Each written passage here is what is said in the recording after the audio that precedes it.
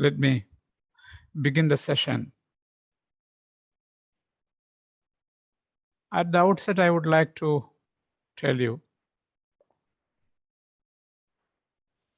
that we have covered a lot during the last session. Some of the participants feel it is a heavy burden when we have discussed so many things on a particular day. Okay, whatever be, I hope you have enjoyed. You try your level best to come up with ideas that can be used for applied in your own research areas. I thank God again for giving me an opportunity to speak to you. So, would like to begin.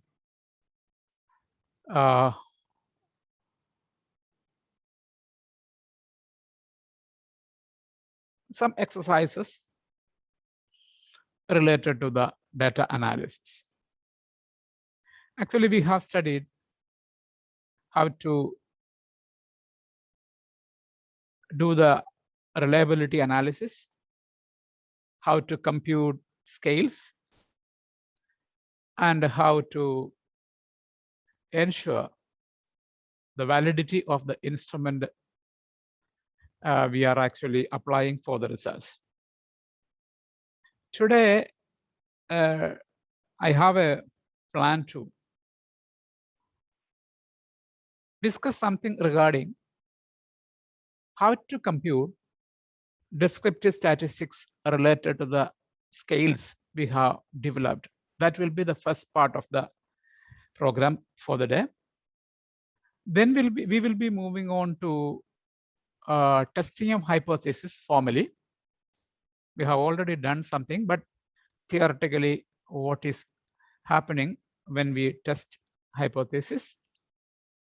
And we have to learn some parametric and non-parametric testing procedures applicable when there are, or when there is one sample, when there are two samples, and so on.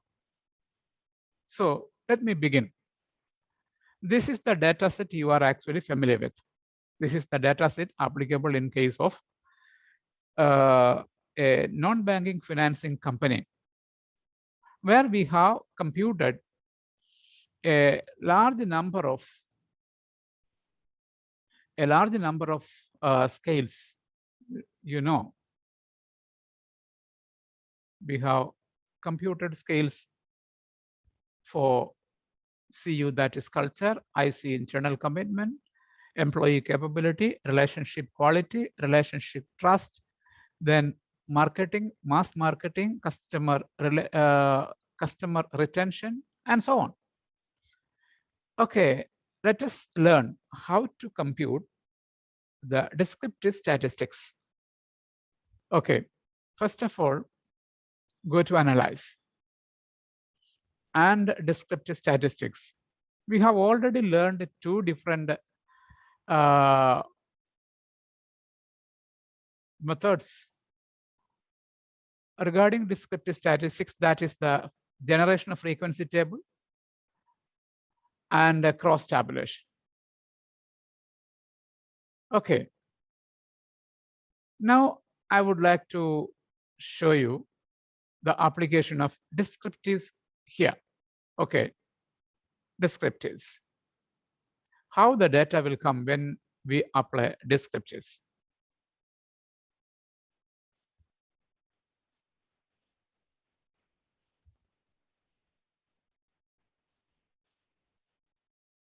Okay, I would like to take two scales to the variable box. One is business performance and other is customer centricity. That is, CC stands for customer centricity and BP stands for business performance. Okay, I would like to generate descriptive statistics regarding business performance and customer centricity. These are two different scales. So I look at the options. You remember, these are the options which are available under descriptives.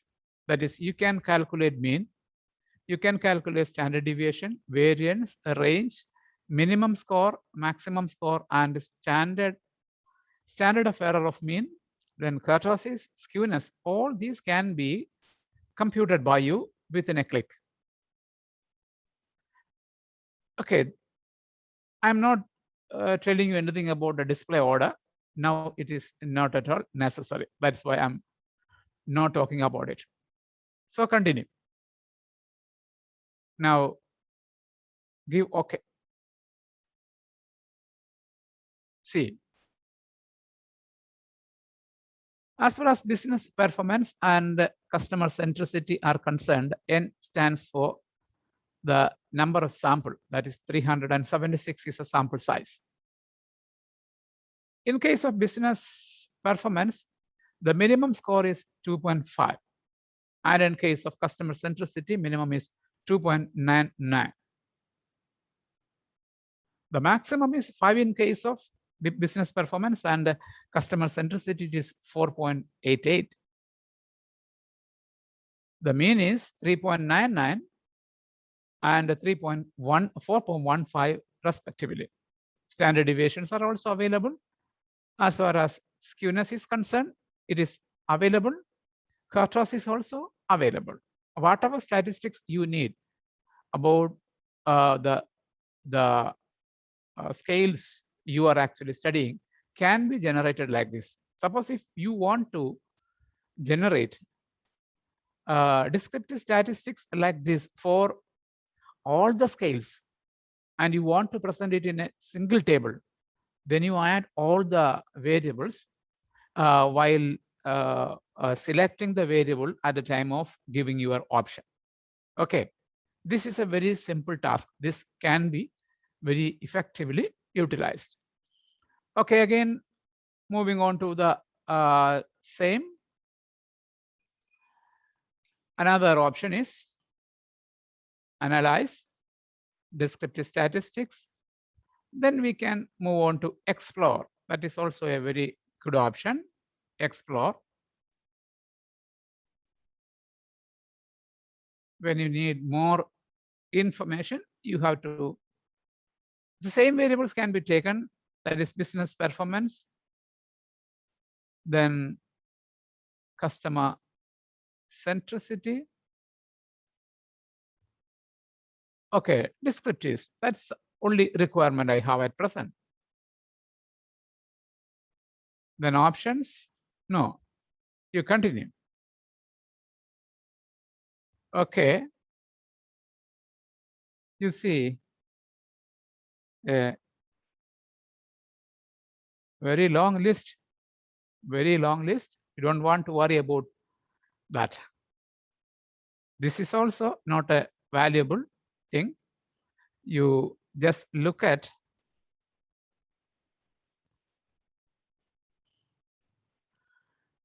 these percentages. These percentages should be 100. That is important. See, this is the table which we actually want to listen. Customer centricity, when customer centricity is 3.3, what about business performance? The statistics, all possible statistics, that is the standard deviation, variance, median, everything, every possible statistic is actually computed. Whatever you need can be taken. That's all. Out of this, whatever you need can be taken. Others can be avoided. Okay, it's a very long list. So getting a statistics, getting a table like this cannot be used as such. You always remember.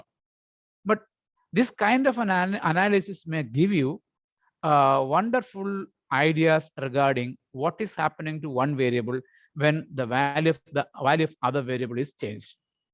Okay, this kind of descriptive, when your study is a descriptive or exploratory in nature, this kind of analysis gives you very good understanding about the variables when you do descriptive analysis so that you will be able to explain what is happening to the core aspect or the core variable when the other variable is being changed. So look here, a lot of computations are being done by SPSS within a fraction of seconds. If you want to do all these calculations, you have to sit for minimum 1 month. Okay. Now again, we have to move descriptive statistics. That also can be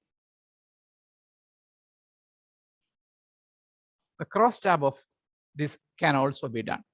Suppose this is also a very good option in SPSS, which can be used for exploring the behavior of some variables based on the demographics or something else.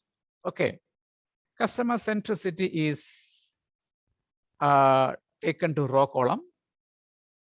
Then you remember this data set is showing details regarding the customer centricity of branch level management. So if you want to have some sort of understanding about the customer centricity based on age of the managers, then you can proceed like this. So remember here, row is customer centricity and column is age. Based on age, the customer centricity, the statistics regarding customer centricity will be made available to you.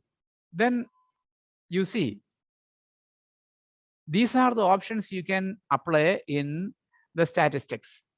Now we are not doing it because we haven't reached there. So another, I'm canceling this. Another one is cell. You can have expected frequencies here. That is not at all used while doing research, especially a high-end researcher actually do not want expected frequencies and so on. But this percentages, this is very, very important. This is very, very important. Suppose if you are giving, if you are selecting this total, that means the percentages will be computed on the basis of the total. Total here means total of the sample. Okay. Suppose if you are selecting row, then the percentage will be computed on the basis of row. Actually, we have given the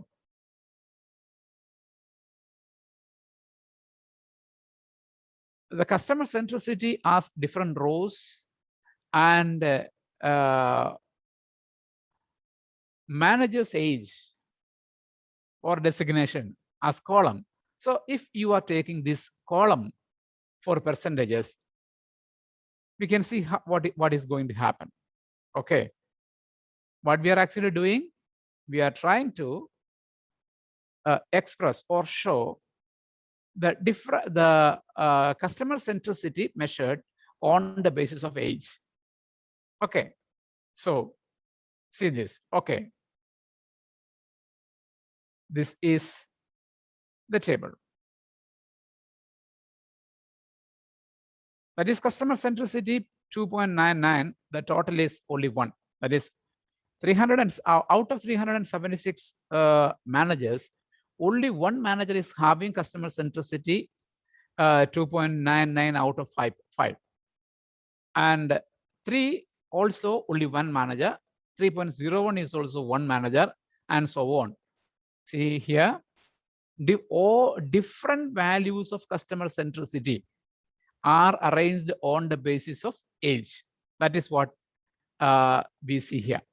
Okay, it's a very big thing. These are actually done for a detailed interpretation of the data or understanding the characteristics of the data. You have to do this. Otherwise, in your thesis or in your research paper, we will not show tables like this, because this is a very big table which cannot be easily managed. Okay, but while going through these, you will be able to understand whether there is any concentration at any particular part or not. Okay, that is important. Okay, again, we are moving on with another example. Suppose if you want to uh,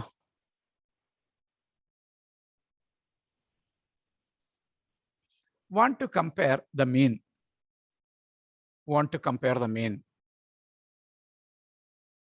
see, select mean,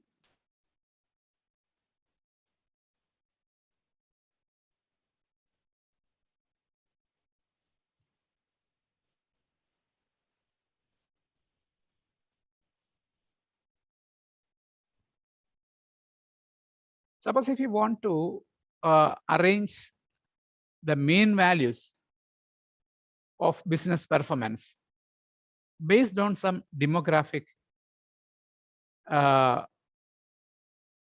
details, then it will be very easy for you. See,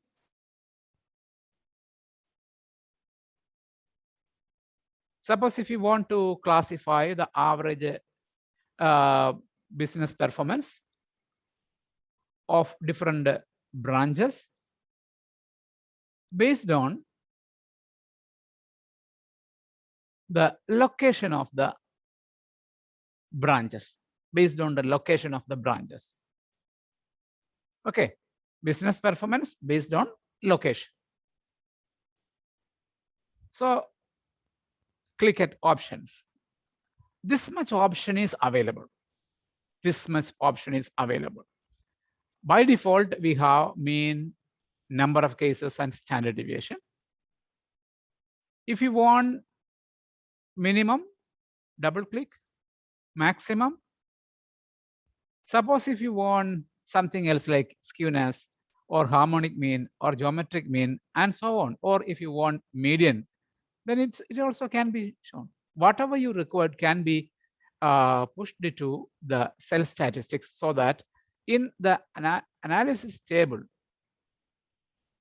it will be readily available. So continue. Okay. Give OK.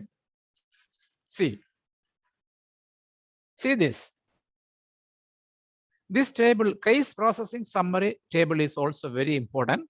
First of all, you have to look at this whenever you do the analysis of your data first time, because if there are some items which are excluded, or if there is a mistake in entering the data, say for example, while entering 1, 2 may be entered by mistake, 2 may be entered.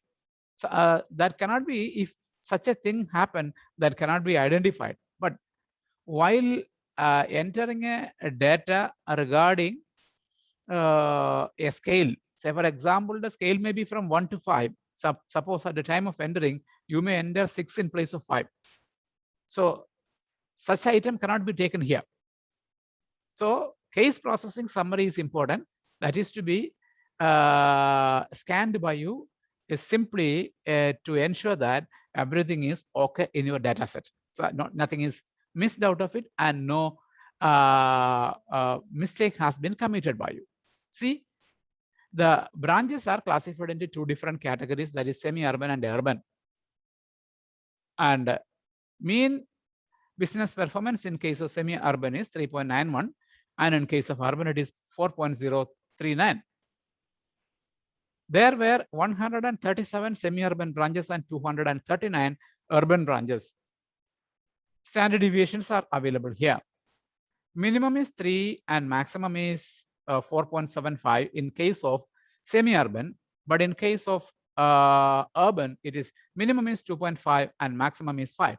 That means in case of urban, the variability is more, especially with respect to business performance. Minimum 3 means what? Minimum 3 means at least one respondent filled up the questionnaire has given the business performance of his or her branch as 2.5. Actually, they are not giving exactly 2.5. They are marking it on a 5-point scale. And there are 4 or 5 statements for the purpose of this, for the purpose of measuring business performance. There were 4 statements.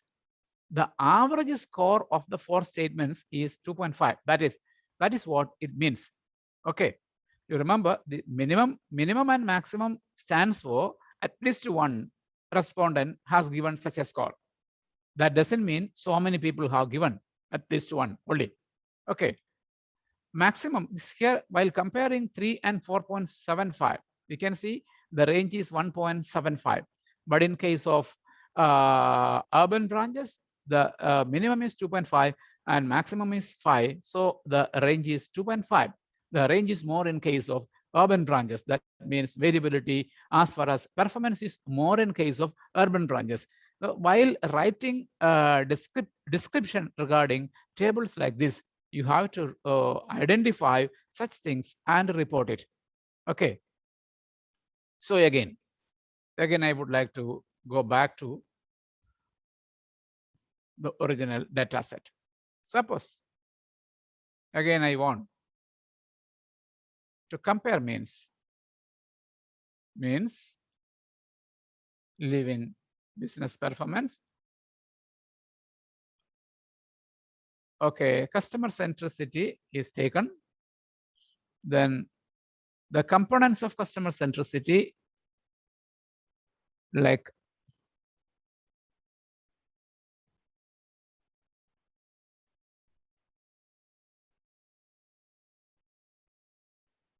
this is also a component.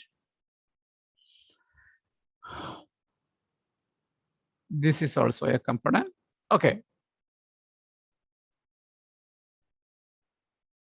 You can take a large number of tables based on the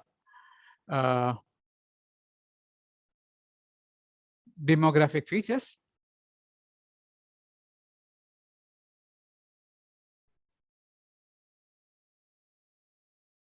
Okay. Suppose if I take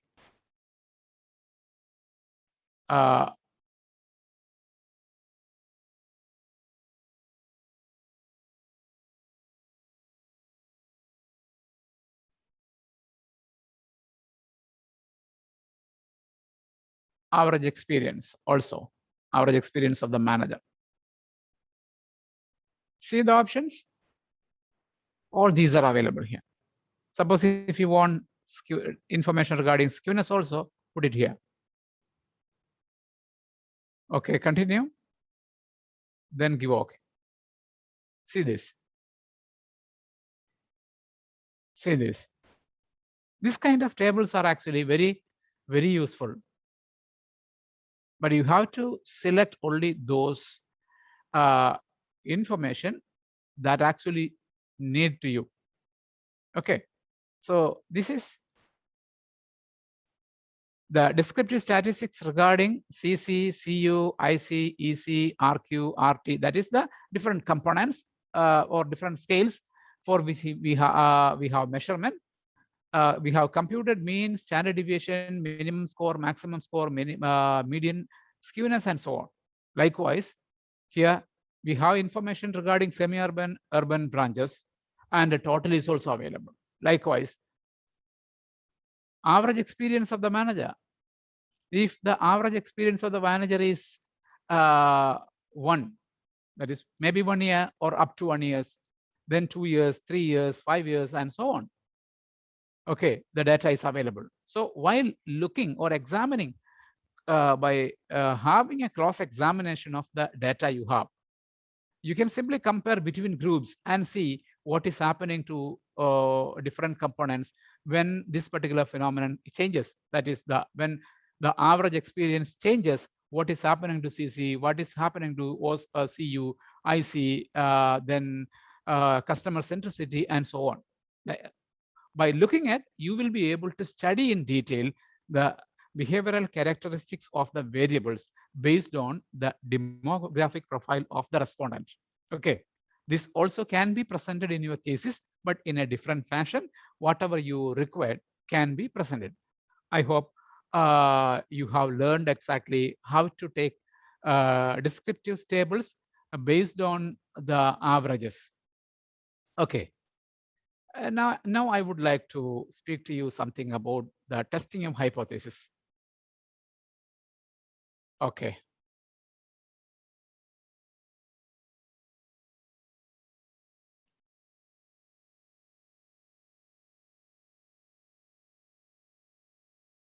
Testing of hypothesis.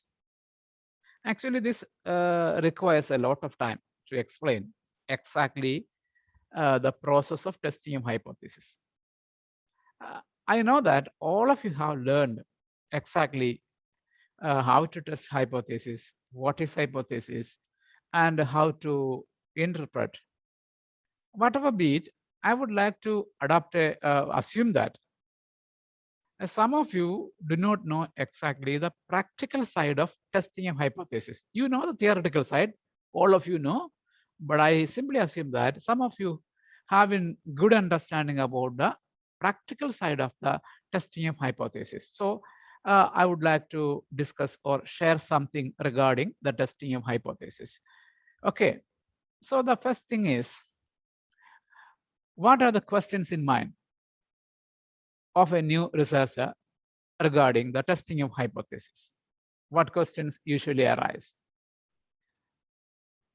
A lot of questions may arise, a lot of doubts may arise, even experienced researchers may have some sort of questions regarding testing of hypothesis.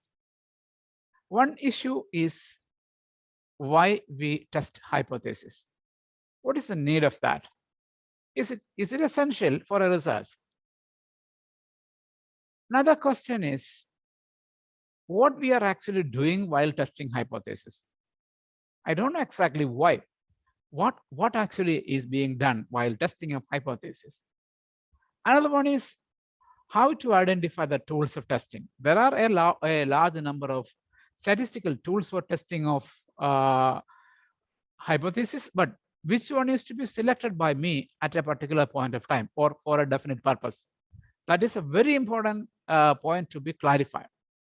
Another is how to set a hypothesis. That is also very important. Very serious mistakes have been committed by researchers in commerce, especially in commerce, regarding setting up a hypothesis. We must learn exactly how to set a hypothesis. So another is how to interpret the results of a hypothesis test. I think these are the common issues, common questions coming to the mind of a researcher related to testing of hypothesis. Okay, we have to answer or we have to discuss one by one. So why we test hypothesis? That is an important issue. Why? So again, for answering to this particular question, I have another question. This is a question to you. Those who are listening to me must think about it. How we are actually conducting a research, especially while we conduct a research by using primary data.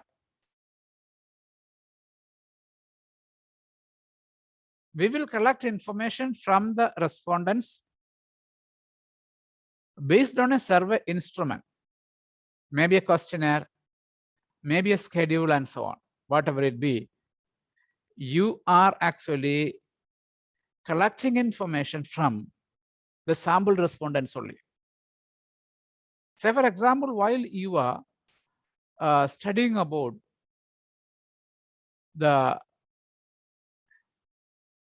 satisfaction level of customers of some retail shops, branded retail shops or corporate retail shops,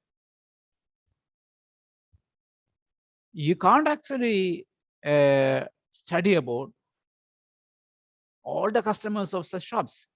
You may be choosing some of them, some of the customers out of the total list of customers. that means we are actually collecting information from the sample. Actually, we are not expected to speak about the sample, but we are testing or we are studying, conducting study on the basis of sample and want to make some inference about the population. That is the purpose. So,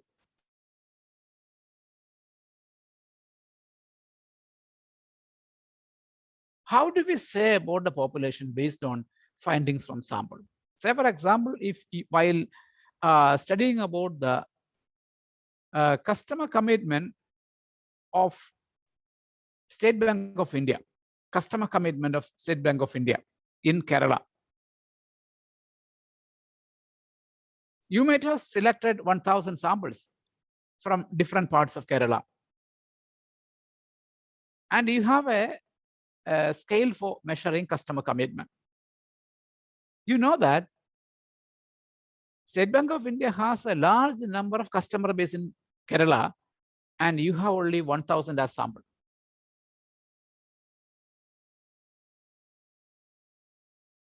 So,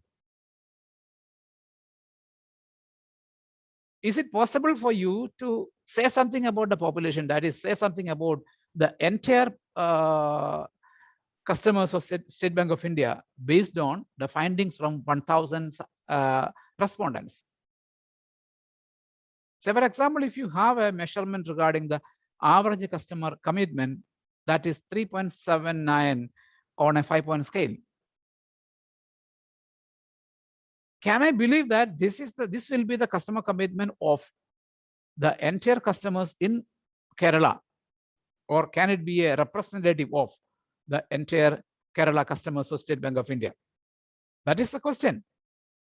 That is what we are actually researching. Okay, so if you want to say whether this customer commitment is applicable to the whole Kerala, you have to test the hypothesis. Or if you have computed customer commitment based on the gender of the customers. Females have 4.25 as customer commitment, and the males have 3.79 as customer commitment. Can I say, since there is a difference between the average customer commitment based on the sample, can I say whether these two averages differ significantly, and this is this phenomenon is applicable across Kerala? That is, women customers of SBI have better commitment towards the bank. Can I interpret like that? If you are not testing a hypothesis, then you can't say women and men differ with respect to the customer commitment as far as SBI is concerned. If you are testing hypothesis, you are actually establishing that this difference is significant. That is, the difference between male and female, whatever you found in your sample study, is significant. That is not due to random fluctuations, and it is serious. This is applicable in among the whole customers of State Bank of India in India. So that is the purpose of testing a hypothesis, that is validating the findings of a sample survey is the primary purpose of testing a hypothesis. You remember, without testing a hypothesis, you can't say anything about the population. Up to the point of testing a hypothesis, whatever statistics you have is applicable only in case of sample only. But after validation, if you found that there is some sort of the difference is significant, then you can say that this statistics is applicable in case of population also. Okay, that is the purpose. Very important point to be remembered, everyone. While interpreting also, you have to write that like that. Okay, then how to identify the tools of testing? This is considered to be a fundamental issue faced by many researchers even at least you should have some sort of understanding about what are the different tests that can be applicable under different circumstances, and what tool can be applied under a particular situation. Some conditions are to be satisfied for adopting a particular statistical tool for testing of hypothesis. All these must be understood by the researchers. Okay, so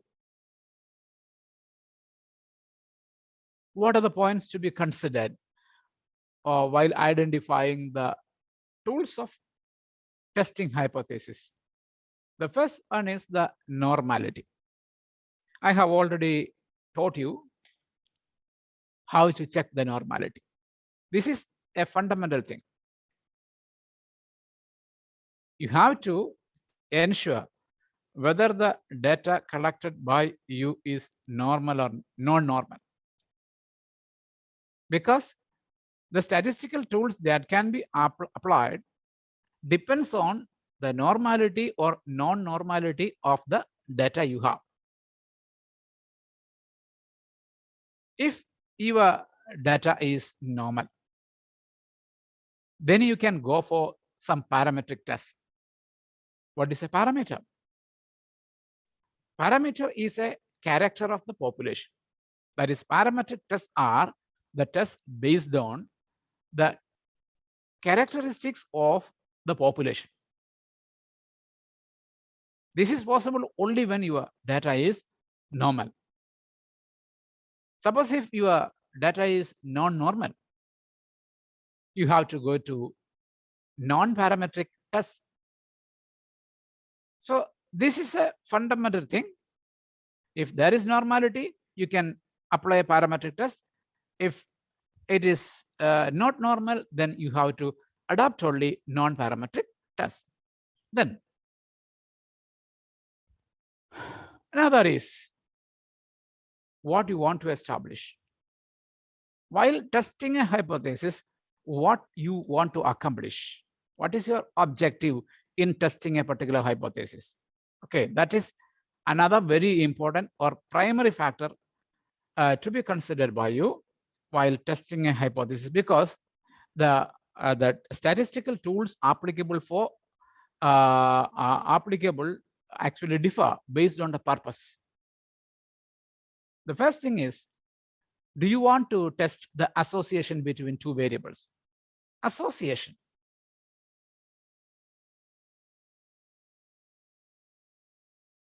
Whether you want to test, suppose if you want to test the association between the ownership of high premium vehicles and the age, ownership of high-speed two-wheelers and the level of education of the youth. When you want to establish some sort of association between two variables, then you have to go for some tests, especially chi-square is a very good tool for establishing association between two variables. Say, for example, the financial discipline of women, the gender. There may be some sort of association between gender of human beings and the financial discipline. If you want to test, you can use chi-square. Okay. Do you want to establish the relationship? Are you planning to study the relationship between two variables? Say, for example, when I say the customer centricity and business performance are positively correlated. That is my argument as a researcher. If it is so, and if I want to test it, I have to calculate the correlation between these two variables.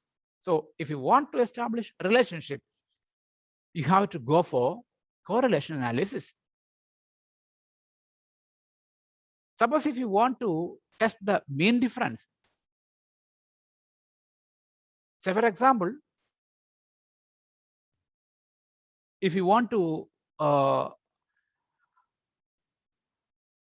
compute, or if you want to see whether the average financial literacy of less educated people differ on the basis of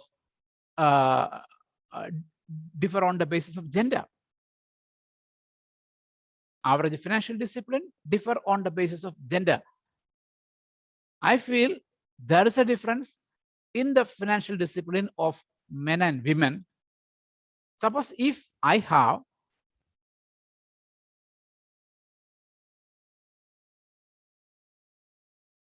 a numerical value or a score for the financial discipline for male and female, I'll be able to set up a hypothesis and test whether there is any significant difference between men and women. Or the financial discipline of people based on their level of education, if I want to test, then also my objective is to test the mean difference. You can go for a t-test or analysis of variance and so on. Then another is, do you want to test the dependence? One depends on the other. Say, once again, I would like to cite the example. Another example I would like to cite, that is financial discipline leads to or influences financial satisfaction. When a person doing a research in behavioral finance claims that the financial satisfaction of a human being depends on his financial discipline, then we are actually testing dependence. You have to go for a regression analysis for doing a dependence test. So depending upon the purpose for which you do the hypothesis testing, different tools are available, and we have to study different tools, the applicability and the conditions to be satisfied before selecting the hypothesis testing tools. Okay, this is very important. Do you want to test association, dependence, relationship, mean difference? In all cases, different statistical tools are available. You have to identify what is your objective. On that basis, you have to fix the hypothesis. Okay. See, another very important thing is how to set up a hypothesis.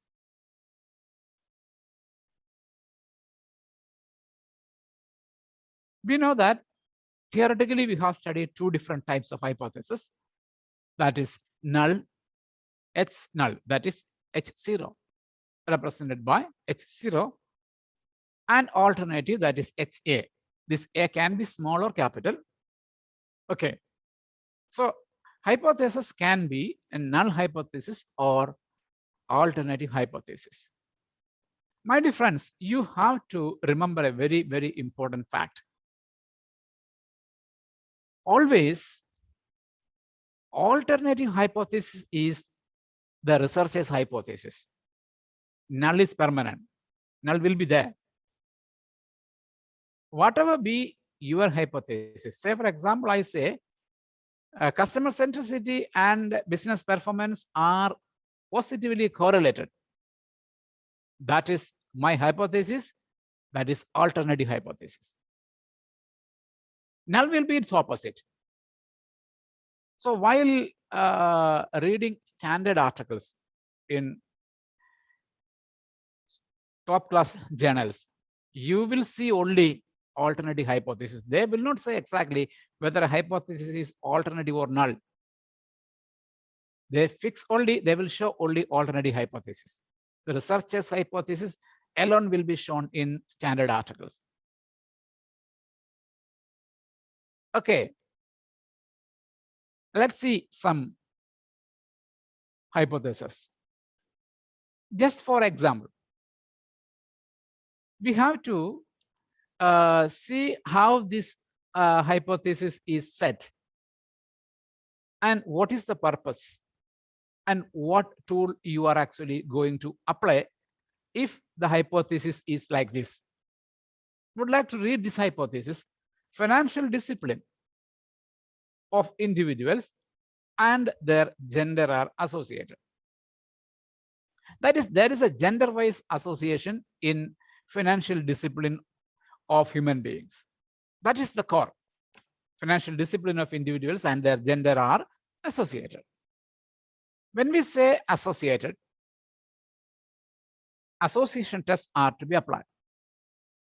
We usually apply chi-square for testing association between variables. Here, the attribute is financial discipline. Here we have two different variables here. One is financial discipline and other is the gender. And on the basis of gender, respondents are classified into two different categories, that is male and female. We look whether the discipline, financial discipline of male and is there a serious difference in the financial discipline based on gender, that is association. We use chi-square under such a circumstance. Remember, this is the hypothesis which is to be set up by a researcher when you want to test association between two variables. One more thing to be identified by you, especially in case of a hypothesis for testing based on chi-square. Financial discipline is a scaled variable and gender is a nominal variable. One will be a scale variable and the other will be a nominal variable in case of chi-square. Remember that. That is, we are actually using frequencies. Okay. Then another example is male and female differ in their level of financial discipline. Male and female differ in their level of financial discipline. That means this is a hypothesis which is stated in another form. We here say that male and female differ in their level of discipline. Financial discipline. If this is the hypothesis, we have to compute the average scores of financial discipline based on male and female. And then we have to compare the average financial discipline in case of male and female.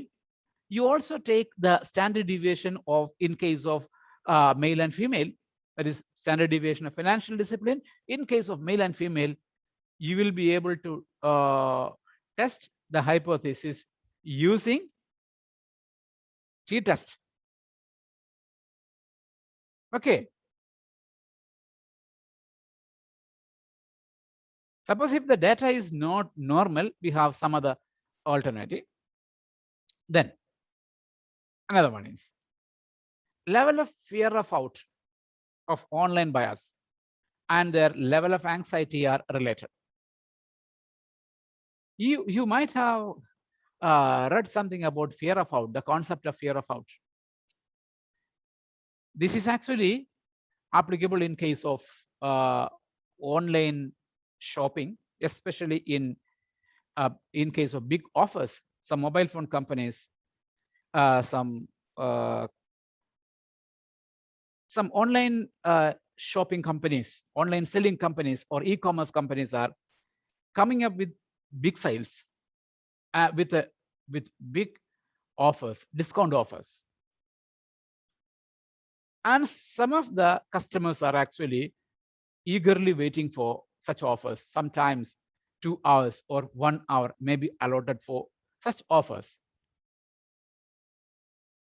People will rush to the website of companies even before the stipulated time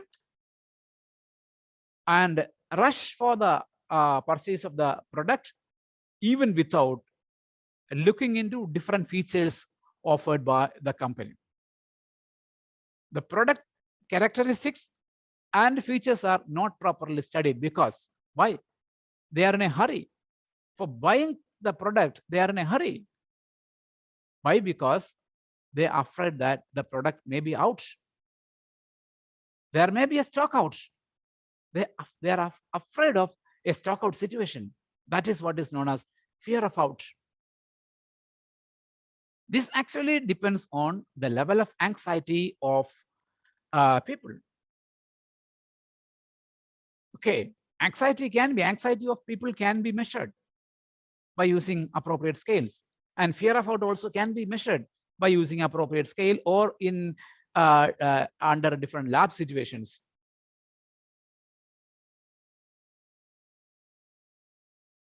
When I say these two are related, what shall I do to accomplish this hypothesis? If I want to state in my thesis that level of fear of out of online buyers and their level of anxiety are related, this is an alternative hypothesis. Always remember, all the hypotheses I am actually discussing are alternative hypothesis. These are my own hypotheses. So as a researcher, these are my own hypothesis and alternative hypothesis. This alternative hypothesis, if it is proved, then it will become a part of my findings. When it is proved, it becomes a part of my findings. This can be a part of my findings when it is established. When it is established, it becomes a finding. So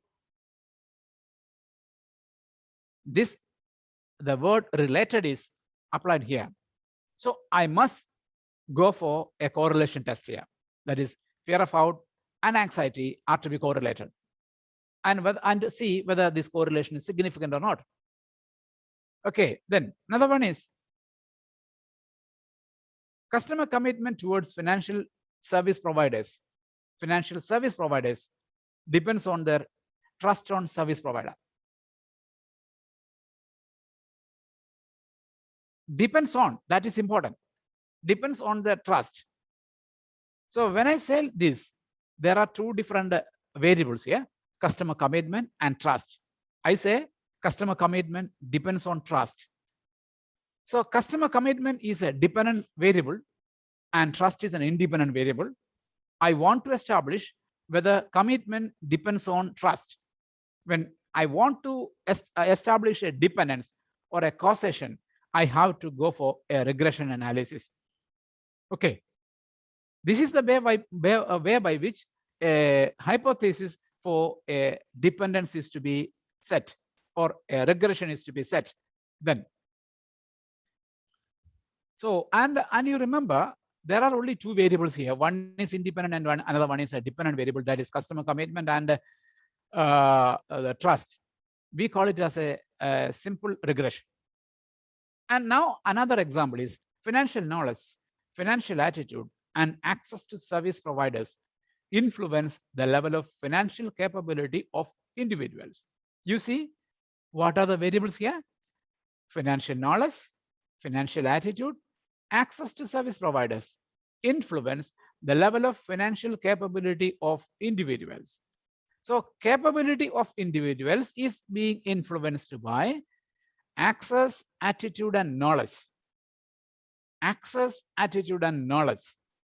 That means three independent factors and one dependent factor. Dependent one is capability. Capability is influenced by these three variables. So capability is the dependent factor, a dependent variable. Financial knowledge, financial attitude, and access to service providers are independent variables. When there are more than one independent variables, we call the regression as multiple regression. Okay, you have to go for a multiple regression. If you want to do a multiple regression, you have to set a hypothesis like this. That is important, very, very important. Okay, suppose if you want to set an alternative hypothesis. In the first one, financial discipline of individuals and their gender are associated. I will say gender and financial discipline are no way associated. That is our null hypothesis. Then male and female differ. Male and female do not differ in their level of financial discipline. In that way, we can fix null hypothesis. My dear friends, this is At most important for all researchers, you try to learn maximum how to set a standard hypothesis. The quality of the hypothesis actually, the quality of a thesis or a quality of a research paper can be simply examined by checking the hypothesis you fixed or you have tested. Okay. And the nature of fixing hypothesis is also based on the purpose for which hypothesis testing is done and the tool you are actually doing. These three are very important. The purpose for which a particular hypothesis is set, then the tool used, and the nature of the hypothesis. These three are very closely linked. You always remember. Okay, we are another one. Financial well-being of women differ on the basis of their level of involvement in household financial management. Level of involvement in household financial management. Say, for example, if level of involvement in household financial management can be classified into low level, medium level, medium level, then upper level, and so on. Financial well-being can be classified on the basis of this level. That is, can be classified into 3 different categories. And if we want to test the difference on the basis of level of involvement, and when there are more than 2 sub-classifications, we will go for analysis of variance. Okay.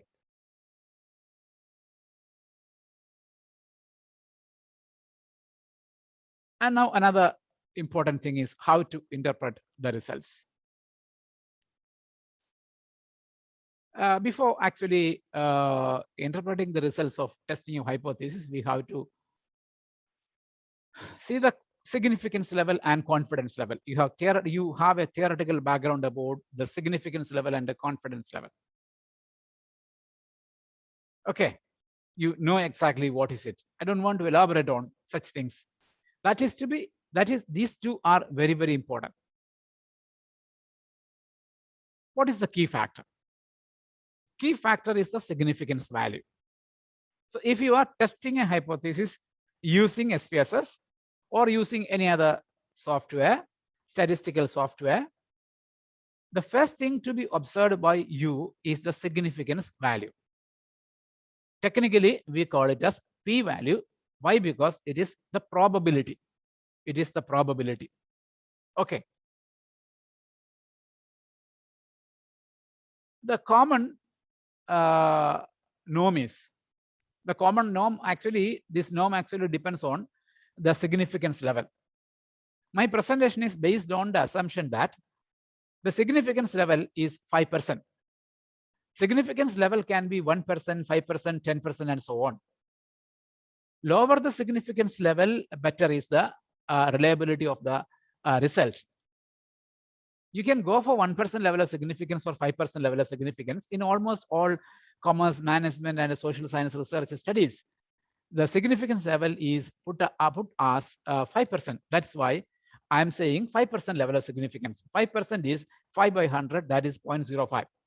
So when significance value is less than or equal to 0.05, the null hypothesis is rejected in favor of alternative. Null hypothesis rejected.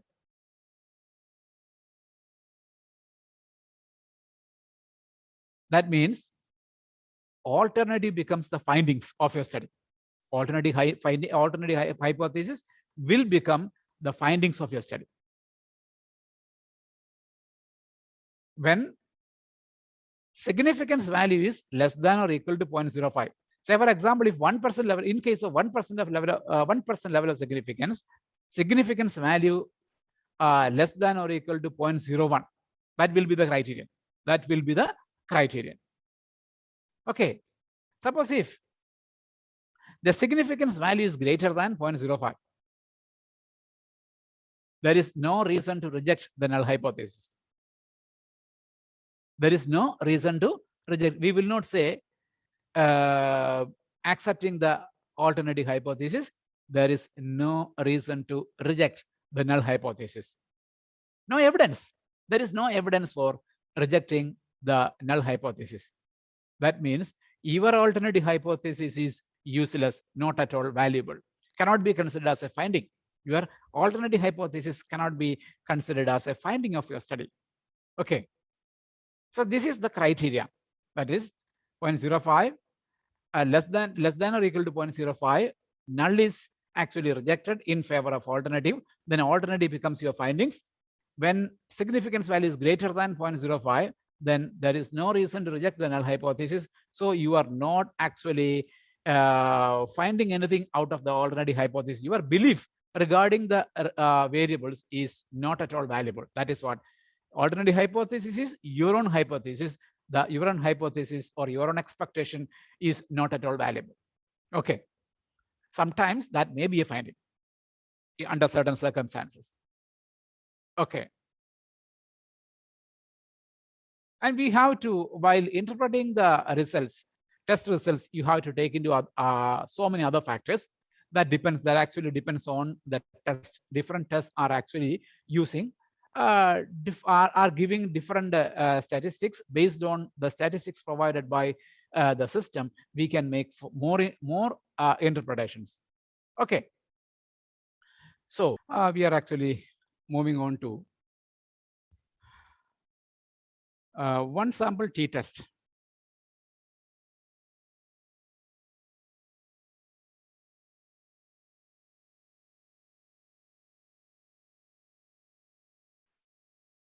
For that, I would like to give you an example about a live example. Suppose if you are a consumer rights activist,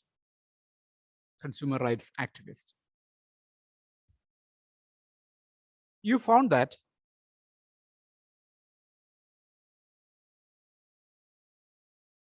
a manufacturer of sunflower oil is claiming that a pack is containing 960 milli of sunflower, but you suspect. So naturally,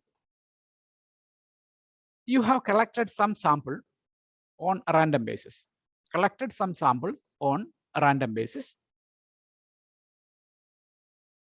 and the quantity is measured. The quantity is shown here. There is only one brand here. Different packets of a particular brand of sunflower is actually measured. The quantity is measured in milliliter. It is given here in quantity column. See the variable. This is the brand, and the quantity actually shows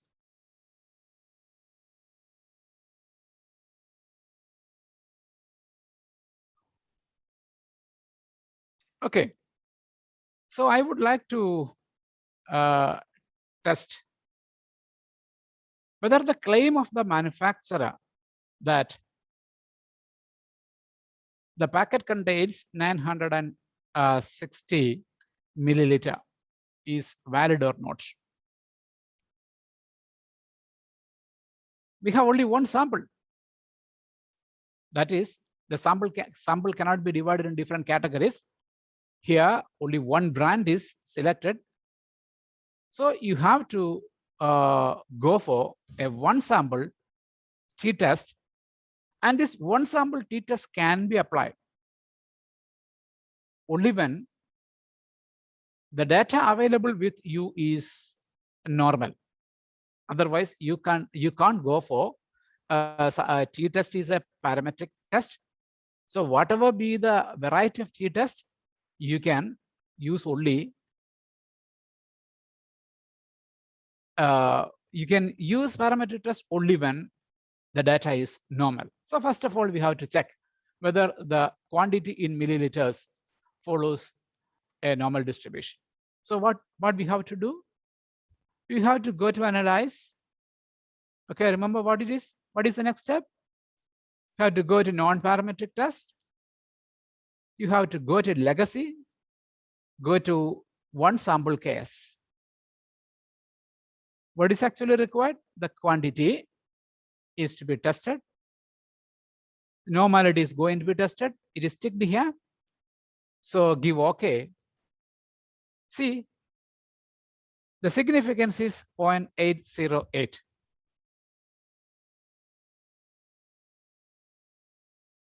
I have already told you the level of significance is 1% or 5%. If the level of significance is 5%, you have to compare, you have to see whether the significance value is greater than 0.05 or not. Greater than 0.05 or not. Here you can see the significance value is 0.808. I have already told you that in a test of normality, the null hypothesis is, in this case, the null hypothesis will be the quantity of sunflower oil is distributed normally with a mean of 954.69 and standard deviation of 12.24. That is the null hypothesis, distributed normally. That is a default hypothesis not set by me. The programmers, the proponents that actually fixed the hypothesis like that for while designing this testing. Null is that the data is normal with this mean. And I say the significance value is more than 0.05. That means we fail to reject the null hypothesis. That means the null hypothesis is actually recognized as true. What was the null hypothesis? Our null hypothesis was that the distribution of the quantity of sunflower oil is normally distributed. So the distribution is normal. The distribution is normal.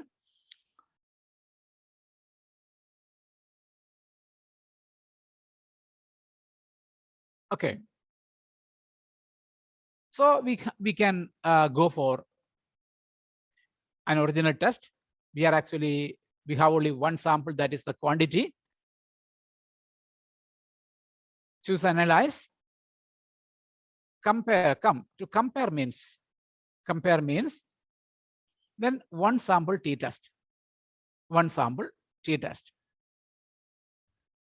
You want to test the quantity, so put it here in test variable, put the quantity. Okay. Then you have to give one more, that is test value.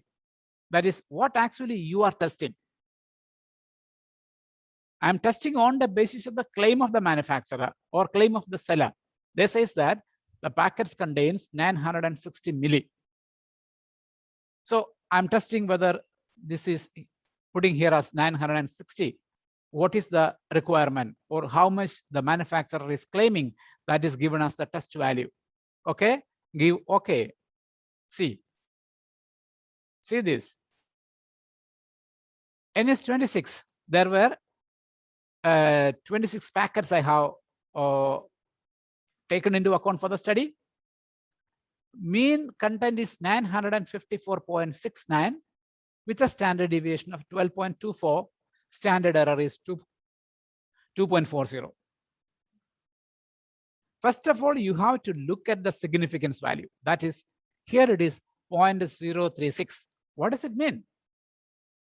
It is lower than, the significance value is lower than 0.05. That means the null hypothesis is rejected. What was the null hypothesis? Null hypothesis was the manufacturer's claim, that is the quantity in packets is equal to 960, or X bar is equal to 960 milli. That was the hypothesis. And alternative was X bar was not equal to 960. Okay, that hypothesis was rejected. So what does it indicate? What is the finding? What is the finding here? You simply again look at the mean. Mean is 954.69, which is actually lower than the claim of the manufacturer or the required quantity in each packet. Required quantity is 960 milli, but the mean quantity is only 954. So what is the mean difference? See the mean difference. Mean difference is 5.30769. How it is arrived? It is actually the difference between 960 and 954.69. So the difference is, there is a negative difference. The sign is also important. Sign is also important. Negative difference. Negative difference means the quantity, average quantity is lower than the manufacturer's claim. Average quantity is lower than the manufacturer's claim, and that is actually being accepted. So that is that is accepted, or that becomes the findings. Null hypothesis is rejected. So my my expectation that the quantity filled by the seller is lower than that actually claimed by him. Okay, and there are so many things to be learned by you. Look at T. T is the statistic here. It is the sign of T is negative. That means the variation is, or the difference is, negative. We are actually comparing actual mean with the test value 960. Actual mean is 954.6923, and the test criteria or test value is 960. That is 954.6923 minus 960. That is actually minus. So T is also minus. When the mean difference is negative, the value of the statistic also will be negative. And you know the degree of freedom. Don't want to bother much about the degree of freedom here because it is being computed. Actually, in case of T distribution, in normal cases, especially in one sample T test, the degree of freedom will be n-1. That is 26 samples were there. 26 minus 1, that is 25. Significance value I have already told you. And the mean difference is 5.30769. You remember, you can also look at the confidence interval of the difference. Confidence, 95% confidence interval of the difference. So when the significance level is 5%, the confidence level will be 95%. That means whether the decision arrived at by you, how far the decision taken by you or the findings arrived at through the testing of hypothesis is true or can be relied. That is what the confidence interval is referred to. So confidence interval here is minus 10.2529. That is the lower limit, and the upper limit is minus 0.3625. That is 95% confidence interval lies here. And the mean difference is actually minus 5.3076. That means the mean difference is within this particular limit. Within this particular limit, that means what? That means we can rely or we can trust the findings. That is minus 10.2529 is the lower case. That is the least deviation, and the maximum deviation is minus 0.3625. When the actual mean difference is in between these two, we can rely on the different the findings of the study. Okay, all these can be explained while writing your explanation regarding this particular table. So I hope you have learned. Whatever be, I would like to show you once more how this test is being done. Okay, no problem at all. Once again, listen. Okay, sunflower. See, the quantity here is actually going to be tested. I have already explained it to you, the case. Many edible oil manufacturers are making a claim regarding the quantity in packets. If you go through the packets in the label section, you can see how much is the quantity. I have collected 26 samples of a particular sunflower brand from different shops on random basis, and the quantity in the pack is measured. Quantities are 950, 940, 980, 950, 930, 965, and so on. 970 up to 977. So you remember, there are some issues, there are some serious issues regarding these.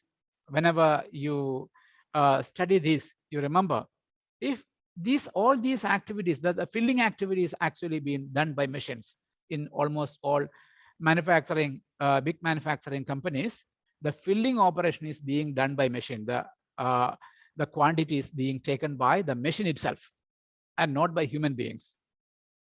And you remember that if a filling machine is not filling according to the requirement or according to the standard, that means the quantity filled may be less or quantity filled may be more. When quantity filled is less, manufacturer will sell the packets with less quantity of product. That may affect the trustworthiness of the manufacturer. When the quantity packed is more than the stipulated, the manufacturer will lose because he will be selling more quantity of their product at a comparatively lower price. Okay, so it has its own impact. So as a consumer activist, a researcher was interested in knowing whether the quantity filled in case of a particular edible oil company is as per the stipulation. 960 is the stipulation, whether the actual quantity is 960 or not. That is the average quantity. Actually, it's actually being represented by average. Not we can't expect exactly 960 in all the packets. The average should be 960. Okay, we are testing whether the average is 960. Remember, in our normal settings or normal studies, this kind of an example may not come. Okay, the testing procedure is once again analyze, compare mean, come to compare mean. In compare mean, we have different tests, and now I am going to apply one sample t-test. Okay, one sample t-test. The quantity, the variable will be lying here. So from there, I put the variable here. So here, test value by default 0 will be there. You have to give the test value. What is the manufacturer's claim? Manufacturer's claim is that they are filling 960 ml in each packet. So I want to know whether the average quantity filled in the packet is 960 milli. That is, I feel that, or I have a null hypothesis, that is x bar is equal to 960, and an alternative hypothesis x bar not equal to 960. So testing it, give okay. The same result. N is 26, mean is 954.69. Standard deviation is here. Significant. First of all, look at significance value. Significance value is 0.036. That means the difference between the standard quantity and the actual quantity, difference between the standard quantity and the actual average is significant. The difference between the standard quantity, that is the claim of the manufacturer, and the actual average is significant. That means this findings reveals that This findings reveals that even though we are actually taken 26 samples out of a large number of a large population, this indicates that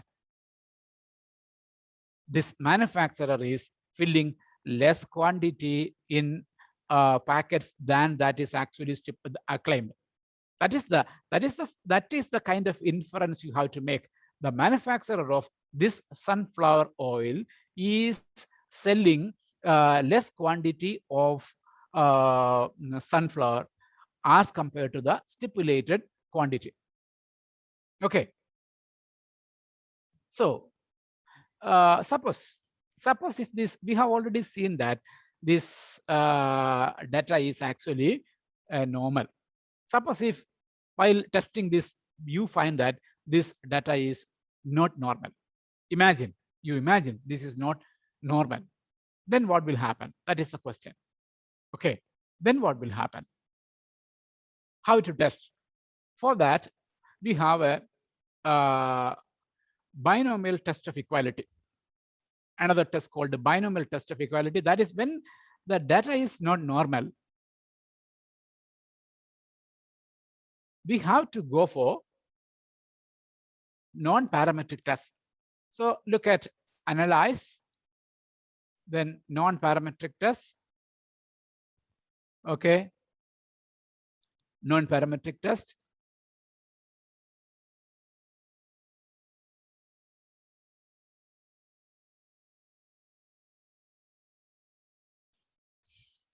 Here one binomial, you can see. Once again, non-parametric, then legacy, then binomial. Okay.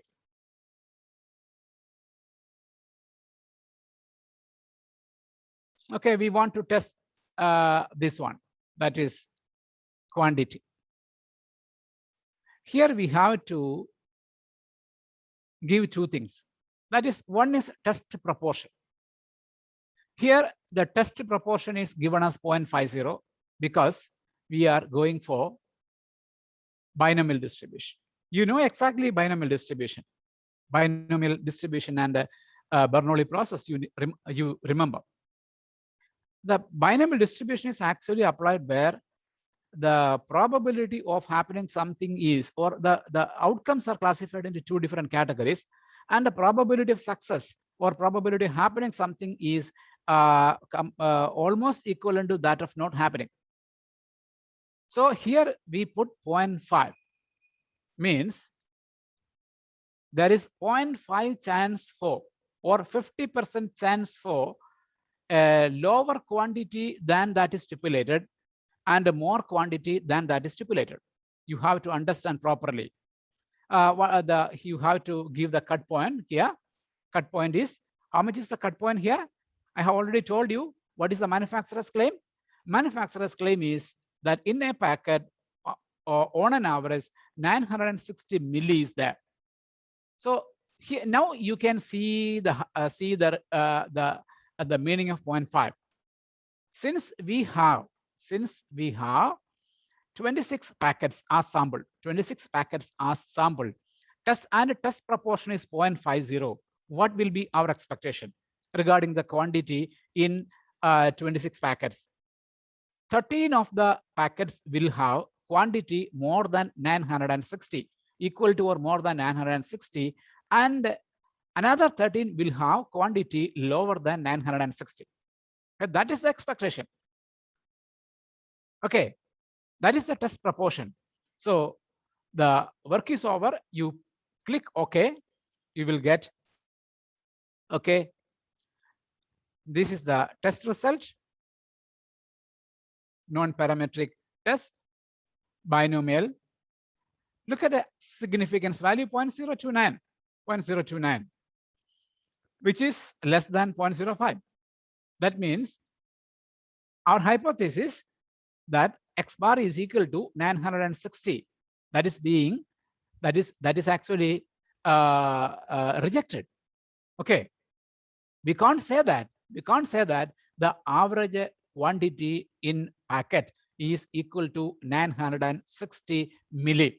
Okay, the same data is actually being used by us, but the significance values are different.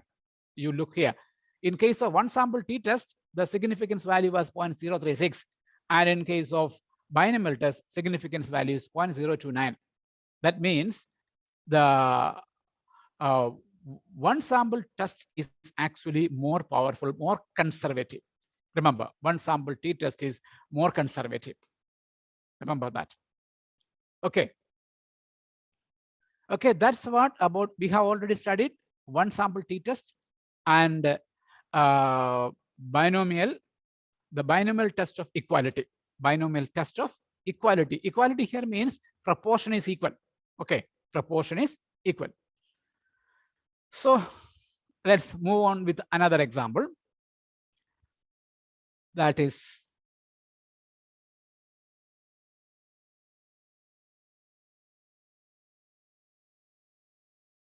okay, see.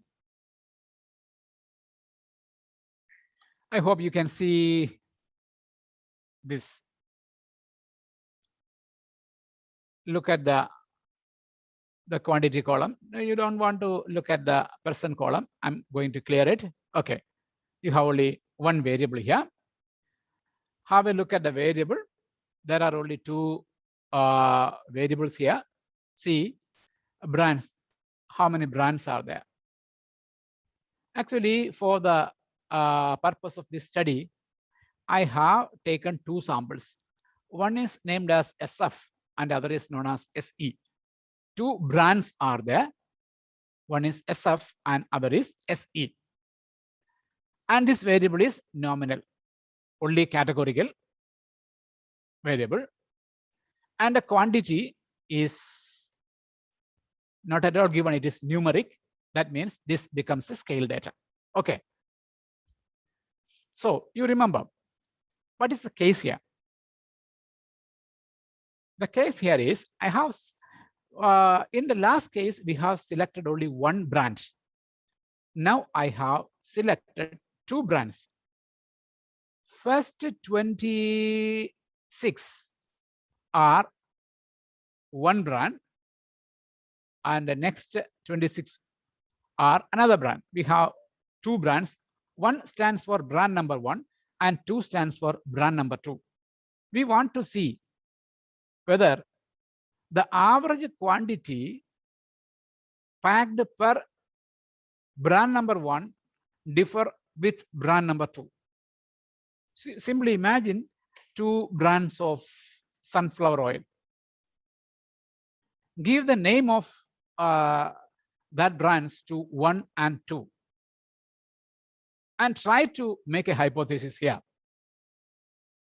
Here also the manufacturer claims that in a packet 960 milli is there. They have quoted a price, a fixed price for 960 milli. We want to know whether the quantity filled by or quantity available in two different brands differ.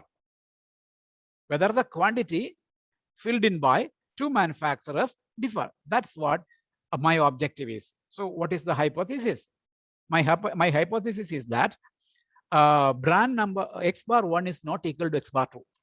That is symbolically X bar 1 is not equal to X bar 2. That is alternative hypothesis. That is the quantity filled in by two quantity available in two different brands differ significantly. That is the hypothesis, my hypothesis. So I want to test it. Since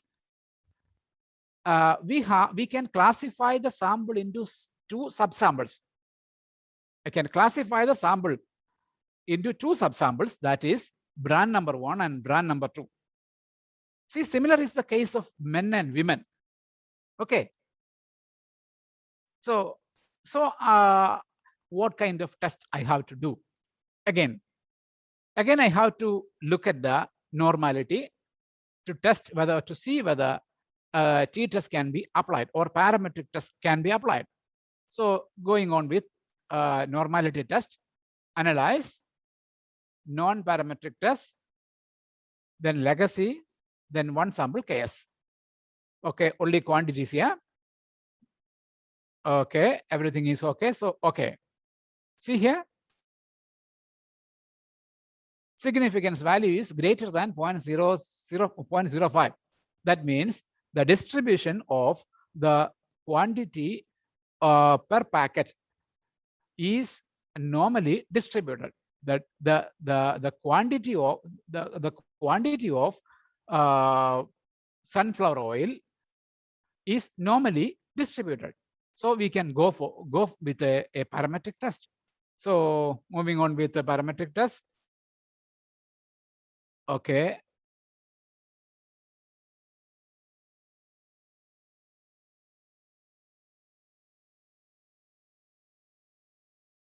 Okay. Say analyze. Then compare mean.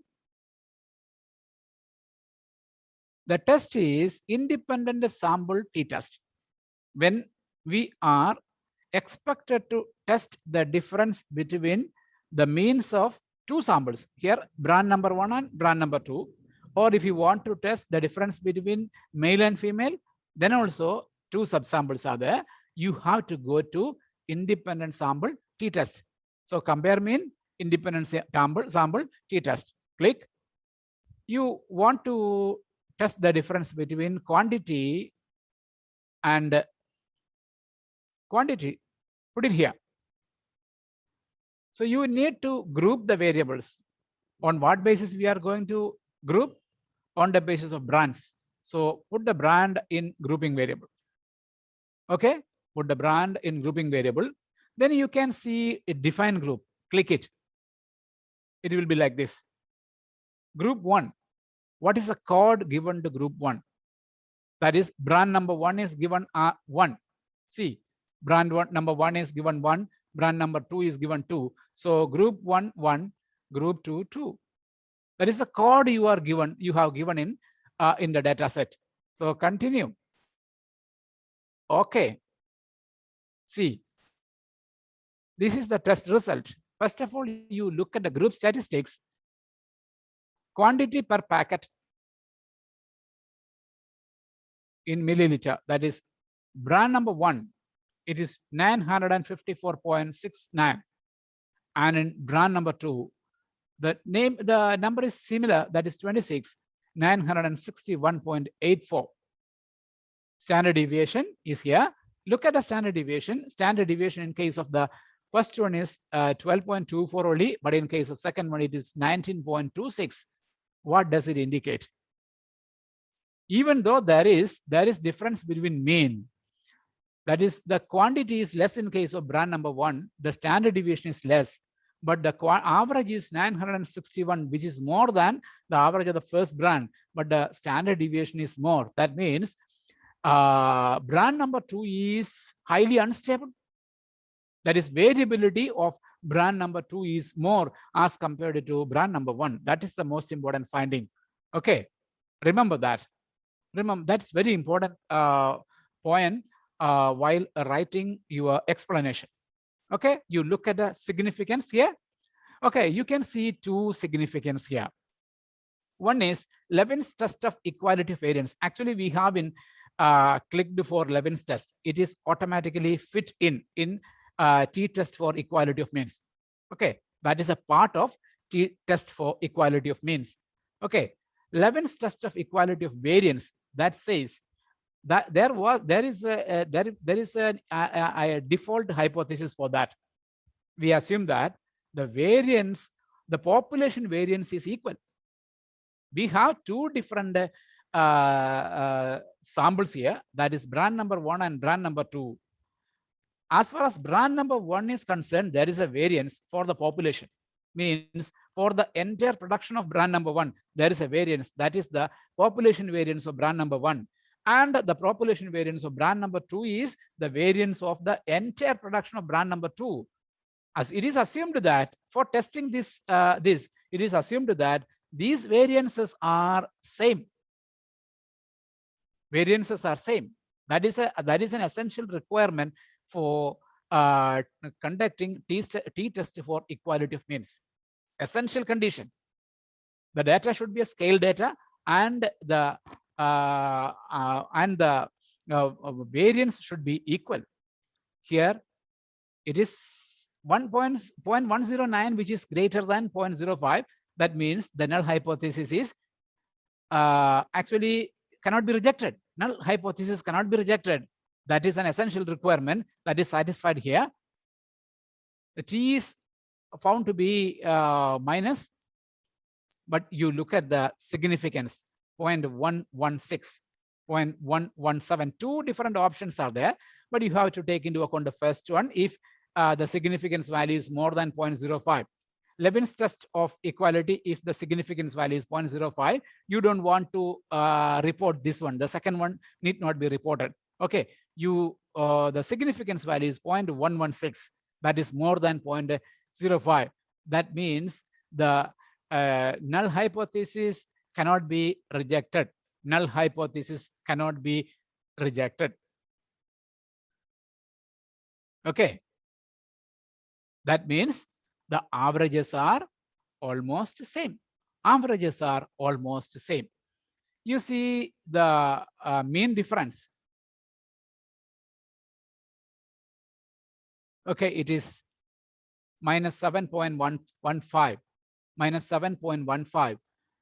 This is to be compared with the lowest level and upper level. That is, you have to ensure that whether this mean difference is lying in between lower level and upper level. Minus 7.153 is in between minus 16.14 and 1.83. That is, this shows the confidence interval. That means when the mean difference lies in between these two values, the null hypothesis cannot be rejected. That means it is safe not to reject the null hypothesis. That means null hypothesis becomes true. Okay. So what is the finding of this testing? This testing shows that there is no significant difference between the average quantity filled in by the manufacturers of brand number 1 and brand number 2. That is the finding. Okay. Okay, immediate, the time is actually running. So I have to show one more interesting test. Okay, I hope you have learned exactly how to test the independent sample t-test. Okay, now we are moving on with another test. That is paired sample t-test. Paired sample t-test. Paired, P-A-I-R-E-D, paired sample t-test. First of all, we have to understand exactly when such a test is to be applied. When the data are paired or related. When data are related. Say, for example, I have a hypothesized example for you. Suppose you being a social worker, you are actually a commerce faculty or commerce researcher, but you are also interested in social work also. You planned a financial literacy program for people residing in a particular place. You have advertised, I'm coming to such and such place and will give a training to you. Suppose 25 people turned up. 25 people turned up for your financial literacy training program. Before attending or before starting the financial literacy training program, you have circulated an instrument for measuring financial literacy. And you came up with this course, the financial literacy of 25 people were actually measured, and it is shown as financial literacy B, that is financial literacy before attending the training, financial literacy before attending the program. And you have conducted a program. The program lasted for 1 week. And after the completion of the program, you have again circulated an instrument, and the literacy of the people is actually measured, and it is entered here. So this is financial literacy of 25 participants of a financial literacy program organized by you before the program and after the program, 2 different time periods. Okay, if this is available, we want to know whether the literacy of the people improved due to your intervention. Okay, you want to ensure whether literacy has improved. So you can go for compare means, then paired sample t-test. Paired sample t-test. You want to compare financial literacy before and after. Okay.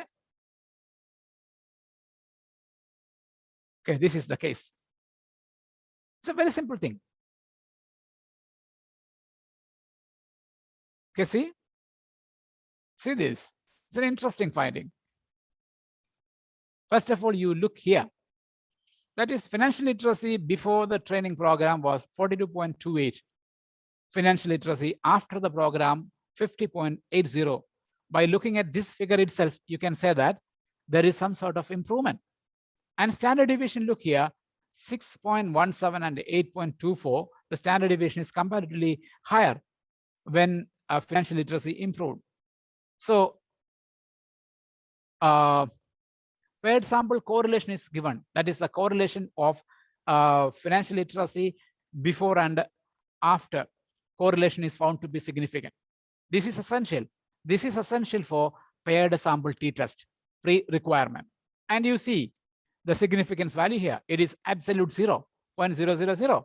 That means the null hypothesis is rejected and the researcher's hypothesis is actually accepted. That means the financial literacy before the training program and after the training program differ significantly. That is the finding. Financial literacy of the participants before and after differ significantly. Then you look here. What about the mean? Mean was only 42.28 and now it is 50.8. That means now you confirm that financial literacy of the participants improved due to the training program. Okay, this is the this is paired sample t-test. In many researchers in commerce and management, you can do this, but you plan to have some sort of variables which are actually fit for this particular situation. Okay, thank you so much for listening to me. I have actually completed what I have actually planned. Thank you so much. Oh, okay.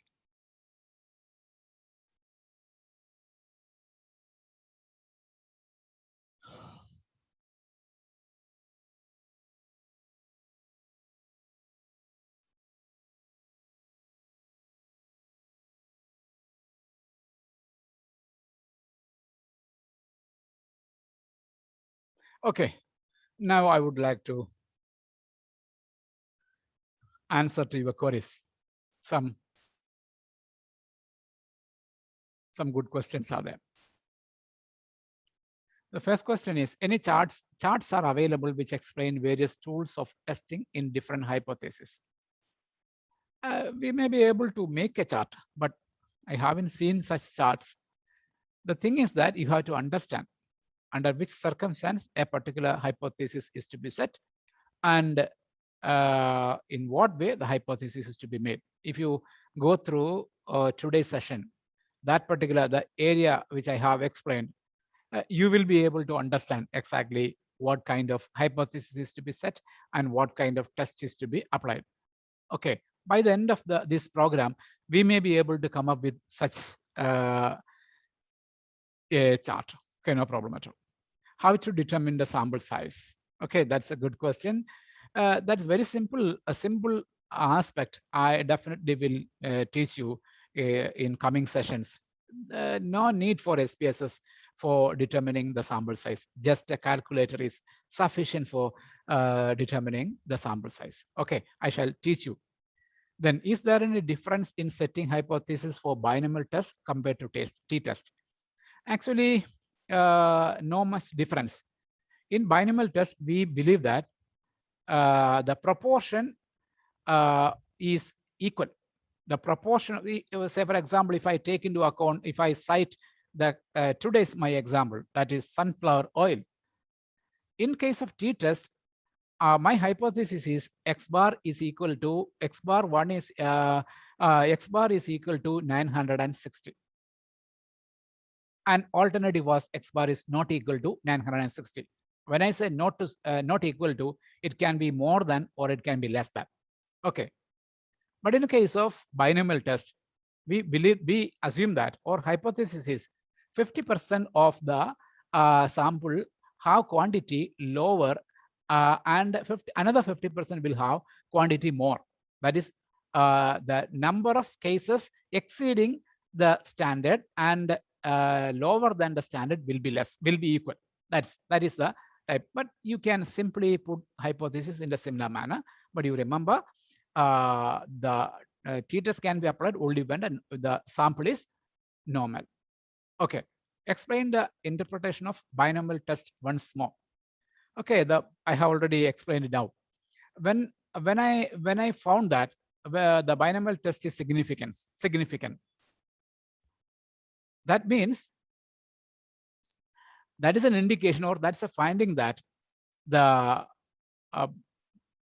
quantity filled in by the manufacturer is not equal to the stipulated quantity, and it is actually not accidental.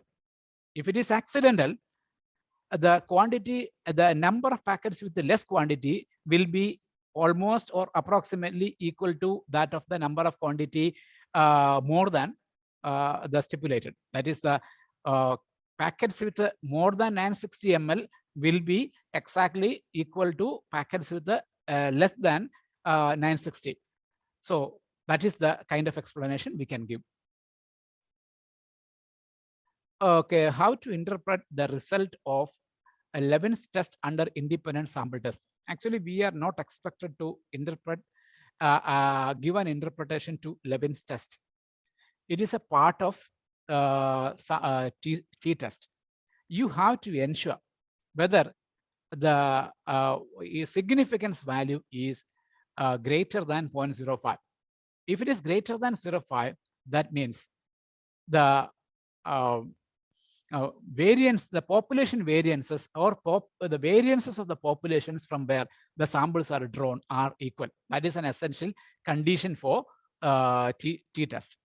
Okay. Another is, if it is not normal, independent t-test, which is non-parametric test, is appropriate.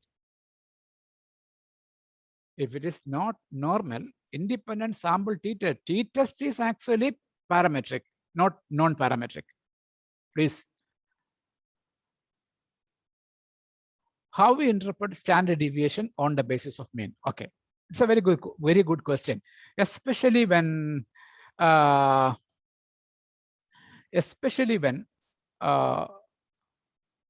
we are giving explanation for the descriptive statistics. The standard deviation is very, very important. Standard deviation actually shows the variability from the mean.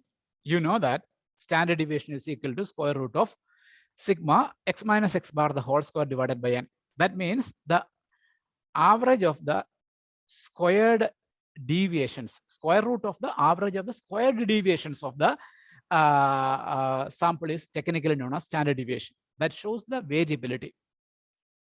You are in a position to make an interpretation about standard deviation on a comparative basis, not in case of a single mean and single standard deviation. You can compare. Say for example, if something is measured on a particular scale, say for example, in case of the quantity of filled in sunflower oil, it is actually measured in milliliter, and the standard quantity is 960. So when you have two different sample sets or subsamples, we call it as subsamples in research, then by looking at the standard deviation of two samples, you can say which one is more stable and which one is more variable. Even if the mean is higher, then if there is no stability or if there is high variability, that means there is tendency for, or there is chance for packets with less quantity in that brand also. Okay. Which is the equivalent non-parametric test of independent sample t-test? Definitely, I will teach you that particular test, that is Mann-Whitney U-test is there. You can apply. We will study in the next session. Okay. Already explained the binomial test, especially how to write regression model. We will have a very detailed session on regression modeling. Don't worry, I will definitely teach you how to fix the hypothesis, what are the things to be done while doing regression analysis and everything. Okay. Almost all questions are being answered. I hope all the queries are being answered. Okay, thank you so much for listening to me till the end of the session. Okay, thank you so much.